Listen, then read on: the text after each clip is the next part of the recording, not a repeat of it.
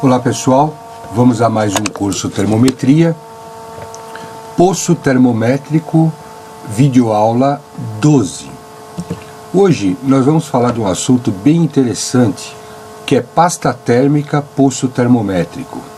Bom, eu já adianto desde o início que nós não podemos nunca usar pasta térmica em poço termométrico. Vamos entender o porquê disso, para que a gente possa começar aí pelo que diz, o que diz a norma em relação ao furo do poço. Veja, quando a gente fala em pasta térmica, eu falo assim, olha, não pode usar de jeito nenhum. Por quê? Porque se você fizer o poço conforme norma, o furo do poço conforme norma, adequado para o sensor que você está usando, a pasta térmica ela não é necessária. Quando você tem a ideia de que está precisando de pasta térmica, é porque você está tendo algum problema na medição de temperatura, onde existe poço, e você acha que com a pasta térmica você vai resolver alguma coisa. Então o que diz a norma em relação ao furo do poço, né? Se você dá uma olhada na ASME PTC 19.3, lá de 1974, né? Ela está desde 1974 e pouca gente aí teve a oportunidade de dar uma olhada nela. Então vamos lá. O que ela diz? Ela diz o seguinte, ela dá a dimensão do furo mínima e máxima para os tipos de bainha de sensores que nós temos aí no mercado. Então, se eu tenho um sensor de 6,35 milímetros, o furo desse poço tem que estar entre 6,45 e 6,65. E assim vai. Se eu tenho um termômetro bimetálico, que é normal ele ter 9,52, 9,5, né? Ele teria que ter um poço de 9,63 ou até 9,83 o furo. E aí os mais incomuns, 14,29, 17,46 até 22,22. E o que diz agora a norma ASME PTC 19.3 TW 2010? Ela está mais específica para poço, Termoel, TW, Termoel, ela é mais atual e ela passa aqui uma situação mais abrangente. Então ela coloca aqui a dimensão L e fala em dimensão do furo entre 6,096, né? Isso para poço step, até 6,731, considerando que o step ele é um ponta fina, então eu não poderia fugir muito do de 6, porém o poço tradicional, vamos dizer assim, que você pode fazer diâmetros maiores, ela estaria entre 3,175, quer dizer, ela foi além, que ela prevê uma situação de um furo de 3,175, e coisa que a norma de 1974 não, né?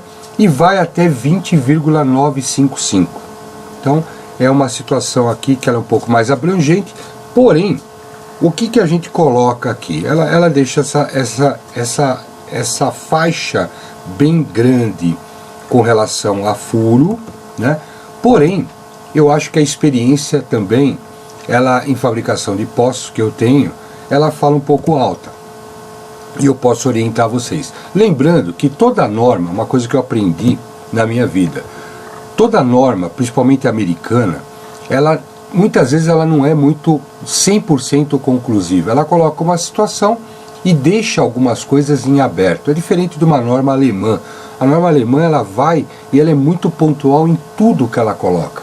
A norma americana ela permite muitas vezes uma extrapolação, um entendimento de um pelo outro, né? Então eu procuro pegar, como eu fiz agora, a de 1974, a de 2010, que é um pouco mais abrangente, e a experiência, que eu nunca tive problema fazendo da forma que eu estou fazendo. Então, normalmente os poços, quando eu vou fazer cálculo de poço, eu delimito dois tipos de furo. O de 6,45 até 6,65 para bainhas de 6,35 e o furo de 9,52 que eu posso usar, inclusive o de 6, que eu já usei, ou até o de 8.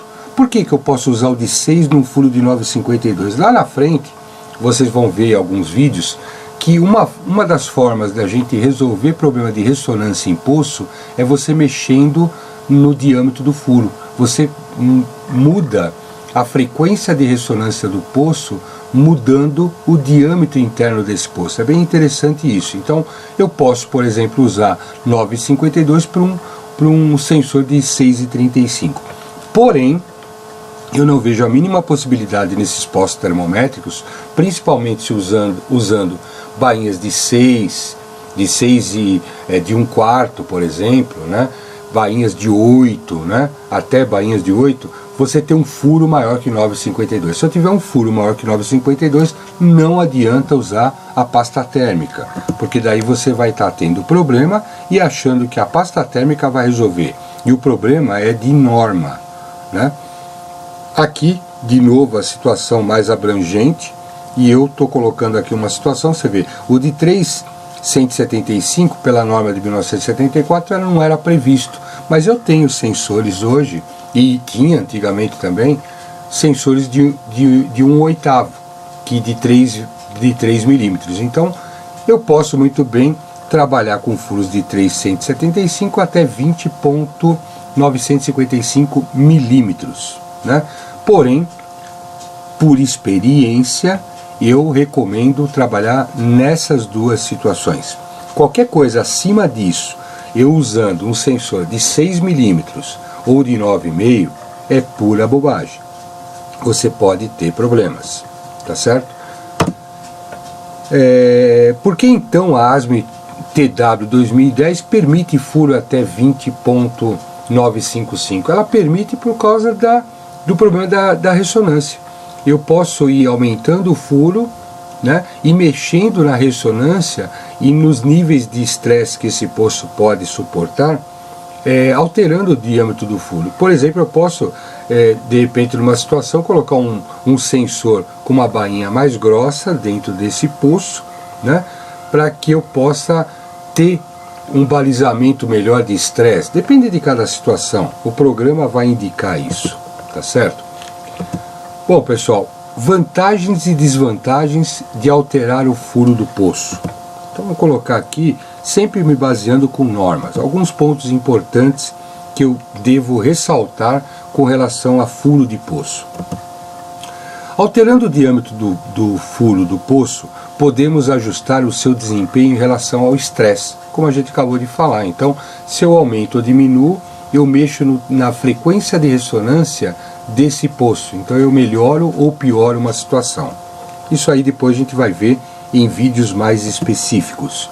Aumentando o furo interno, diminuímos a parede e, consequentemente, a pressão que irá suportar. Isso é óbvio. Então, às vezes eu tenho um poço, né, e o furo dele é muito grande. Não tem sentido isso. Então, para que eu possa fazer um poço usinado, a parede que é recomendada é de no mínimo 4 milímetros.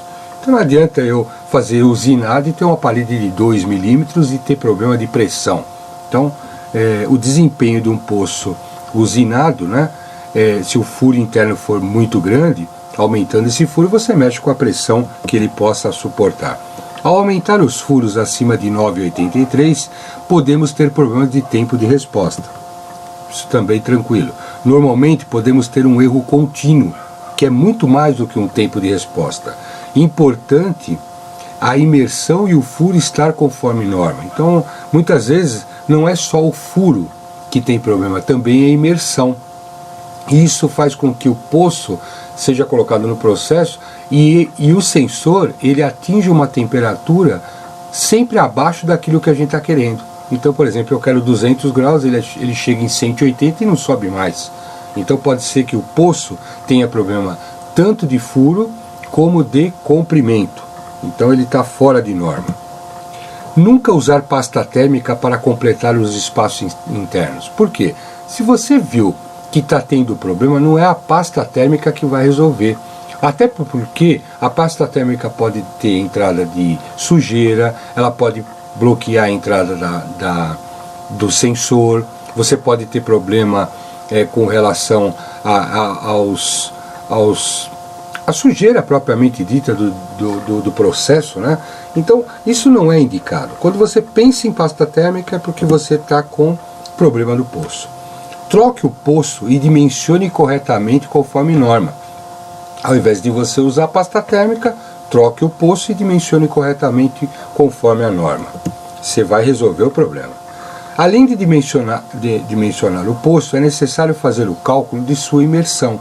Isso é muito importante. Não basta você fazer um dimensionamento de furo, eu tenho que saber o quanto eu devo colocar dentro do processo. E isso também tem norma. Pessoal, não existe mais, nunca existiu, aliás, você colocar um poço dentro de uma tubulação e falar, olha, é mais ou menos 3/4 da dimensão interna da tubulação, eu vou fazer com que a imersão dele seja mais ou menos 3/4 da tubulação. Não existe isso. Isso já foi a época do chute. É tudo conforme norma.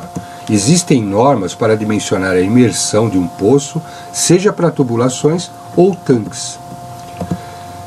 Pessoal, sempre que vocês pensarem em pasta térmica, eu vou dar uma série de situações para que vocês pensem a respeito, que com certeza você vai ter problema com poço de proteção. Você pensou em pasta, é porque você está com problema no poço de proteção do processo que você tem. Então vamos colocar aqui alguns erros muito comuns ao usar poço termométrico, que é muito além de você pensar em pasta térmica. Se você se encaixar em alguma coisa aqui, é porque o poço está tendo problema, né? Ou a medição está tendo problema, não é o poço, mas e sim a medição de temperatura. O poço nunca dá problema, só se ele explodir.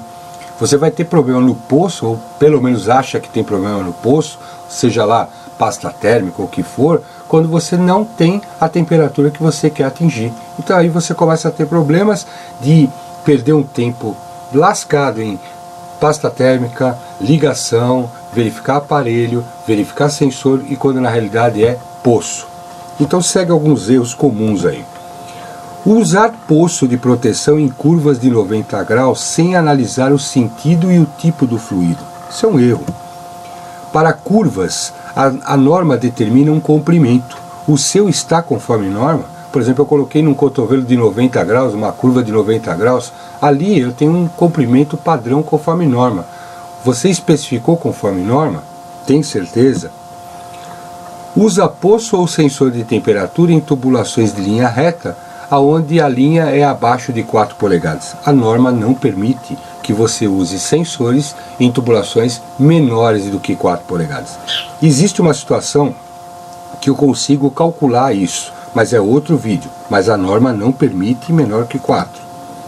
Ao usar o poço de proteção, a imersão do mesmo é diretamente proporcional ao seu diâmetro.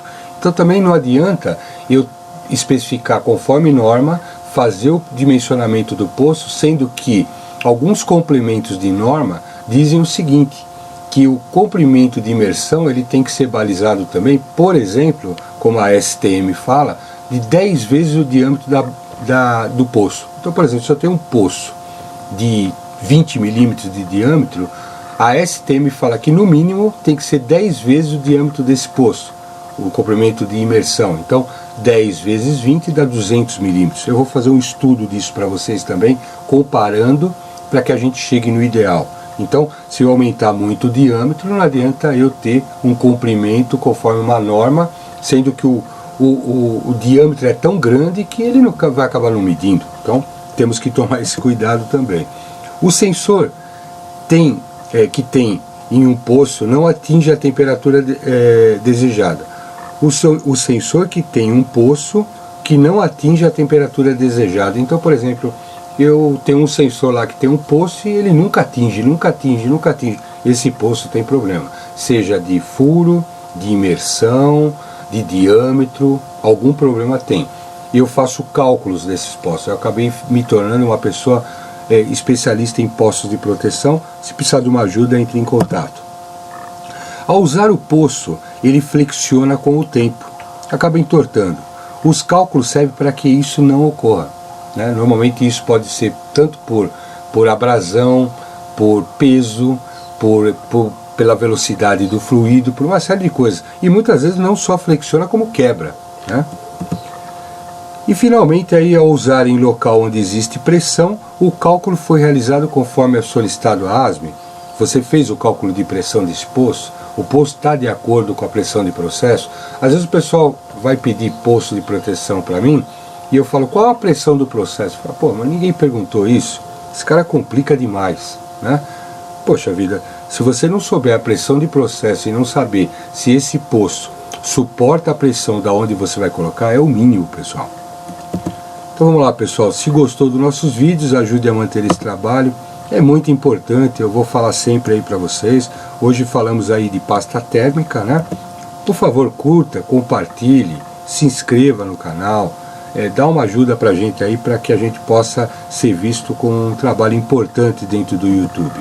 E quem se inscreveu, por favor, mande aí um WhatsApp, a gente faz um cadastro apenas para os inscritos, para tirar dúvida do dia a dia, quer mandar uma foto, ver alguma coisa de processo, a gente está aí para isso. Pessoal, fica aí a dica de hoje, pasta térmica, um negócio que todo mundo tem dúvida. Meu nome é José Eduardo Toselli, eu agradeço muito a atenção e a audiência de todos. Muito obrigado.